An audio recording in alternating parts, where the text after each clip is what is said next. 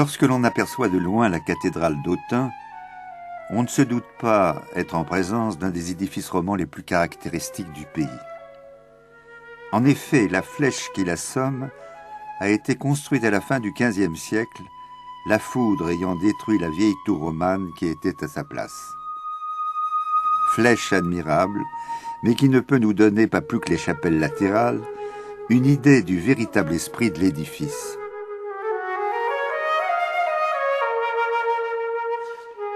Il faut attendre d'être en face du portail occidental pour découvrir le grand art roman tel qu'il se déploie à Autun.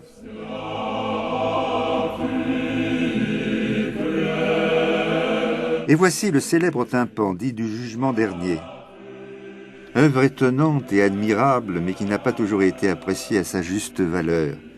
Au XVIIIe siècle, des chanoines embellisseurs avaient plâtré l'ensemble, le trouvant puéril et grotesque. En 1840, un autre chanoine le dégageait, le rendant à l'admiration des fidèles et bientôt des touristes. Que dit cette œuvre ? Elle dit la gloire du Christ, du Dieu vivant, lorsqu'il viendra juger les vivants et les morts. Le Christ occupe l'espace central du tympan. Il est dans toute sa gloire, entouré par l'ovale dit mandorle. Entourant cet ovale, des anges annoncent le retour. Sa mère est discrètement présente à sa droite, ainsi que les apôtres. La balance qui pèse le bien et le mal penche du côté du bien, malgré les efforts des démons cramponnés au plateau.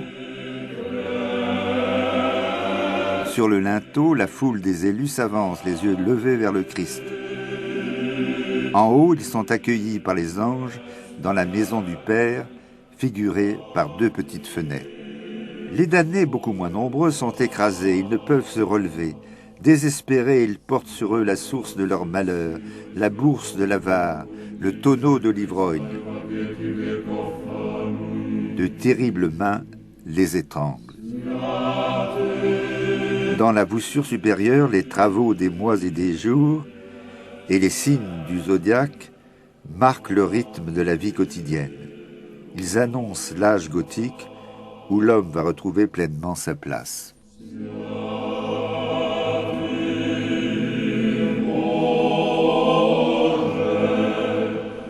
Mais entrons à l'intérieur de l'édifice. La nef est elle aussi strictement romane. Les colonnes sont ornées de curieuses cannelures, telles qu'en portaient les monuments romains, encore si nombreux à Autun. Ainsi, un lien fort est établi entre le présent et le passé le plus lointain. La cathédrale est donc un lieu de tradition, mais aussi de spiritualité, comme nous le rappelle le père Bachelet, le curé du lieu. La première fois que je suis arrivé devant le tympan de la cathédrale, j'ai été séduit et j'ai trouvé un Christ m'ouvrant les bras et me disant « Entre, me voici ». Je suis entré dans cette cathédrale et je suis resté devant tel ou tel chapiteau, je pense, la tentation du Christ, les combats, notre vie moderne, ma vie moderne, mes tentations, j'entre au séminaire, je n'entre pas. Je suis curé de cathédrale maintenant, curé d'une grande paroisse, puisque, outre les paroissiens, il y a tout le monde des chercheurs de Dieu, de beauté, des chercheurs de vérité, de liberté. Et je crois que cette cathédrale répond. Elle est un doigt qui indique Dieu comme sa flèche. L'intérêt principal de la cathédrale d'Autun réside dans les chapiteaux qui somment les colonnes. Ces chapiteaux, qui peuvent nous sembler aujourd'hui mal sculptés, relèvent d'une expression à la fois archaïque et naïve. Ils ont néanmoins une singulière force et un étonnant symbolisme que les figures plus élaborées du gothique n'auront plus à ce degré. Les scènes de l'Ancien Testament représentées ici sont particulièrement suggestives. La création d'Adam par Dieu est volontairement poétique. Puis vient le meurtre d'Abel par Caïn, scène d'une rare violence. L'arche de Noé est d'une figuration naïve, comme pourraient la concevoir certains peintres naïfs d'aujourd'hui. Ainsi cet art venu du fond des âges, avec ses petites scènes violentes et pittoresques, ici Samson qui ébranle le temple,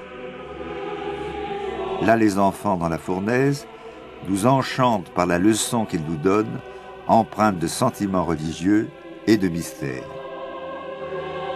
Mais qu'en pense le chanoine Griveau qui veille depuis 50 ans sur cette cathédrale? Cette cathédrale d'Autun, elle m'est très chère parce que quand j'étais enfant, j'ai chanté. Et ensuite, j'ai fait chanter les enfants pendant 40 ans. Et pour moi, c'était quelque chose d'extraordinaire, toutes ces sculptures. Cette architecture aussi, ce qu'on appelle le roman bourguignon. Cette architecture qui s'est propagée dans toute l'Europe. Et cette sculpture qui m'a poussé à écrire sur elle. Et je suis arrivé à prouver d'ailleurs que le même sculpteur, Gilbertus, qui a signé son nom, a fait à lui tout seul presque toutes les sculptures de la cathédrale.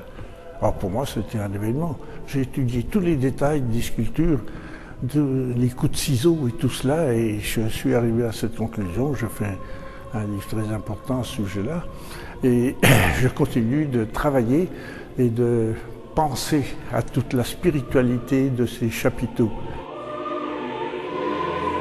Dans une autre partie de la cathédrale sont présentées des scènes se rapportant au Nouveau Testament. Scènes particulièrement tendres et touchantes, comme l'adoration des rois mages avec Joseph qui, dans un coin du chapiteau, veille.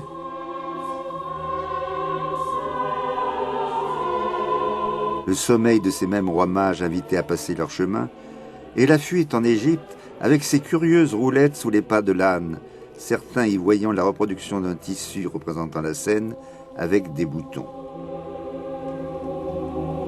Mais bien vite reviennent les représentations violentes si propres à la psychologie romane, pendaison de Judas et Simon le magicien qui tombe fracassé pour avoir osé braver les apôtres. Mais ce grand art roman nous réserve une surprise. À 2 pas de la cathédrale, le musée Rollin offre à l'admiration des visiteurs une grande sculpture qui ornait le portail latéral de l'édifice.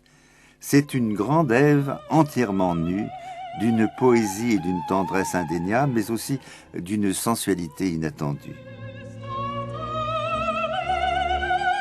Pendant des siècles, le corps de la femme avait été oublié, n'étant que source de péché.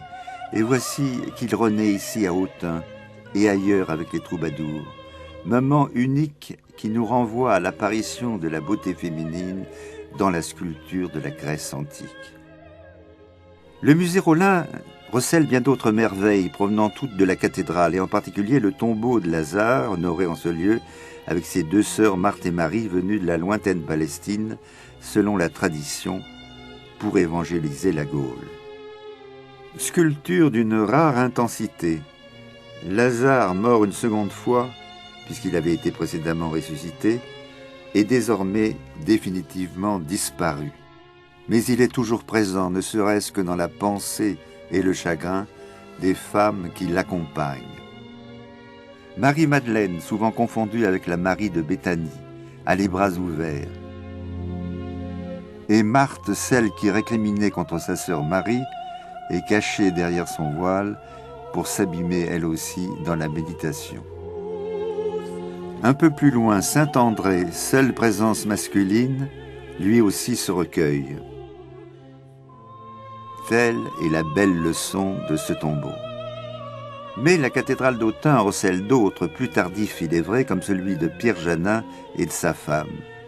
Belle effigie du XVIIe siècle, pleine de sérénité et de grandeur. Moins riche sur le plan pictural, la cathédrale a néanmoins 2 œuvres de choix. D'abord un vitrail représentant l'arbre de Jessé, c'est-à-dire la généalogie du Christ qui remonte à Jessé selon le prophète Isaïe. Il sortira un rejeton du tronc de Jessé. Une fleur s'épanouira au sommet de sa tige et en elle reposera l'Esprit du Seigneur. Autre œuvre majeure, le Saint-Symphorien d'Ingres, peintre emblématique du début du XIXe siècle. Artiste qui peut parfois paraître un peu académique, mais dont le métier était étourdissant. Saint Symphorien, ayant manifesté bruyamment sa réprobation au passage d'une procession païenne, fut condamné à mort. Mais sa mère, montée sur les remparts, l'encourageait en ces termes. « À cette heure, la vie n'est pas perdue, elle est seulement changée. » Tout dans le tableau était fait d'équilibre, le saint au centre de la composition et le jeu de diagonales qui donne l'impression de le déstabiliser, mais qui n'y parviennent pas. Telle est cette très belle cathédrale d'Autun, d'une richesse exceptionnelle dans sa diversité, où il fait bon contempler, méditer, mais aussi prier.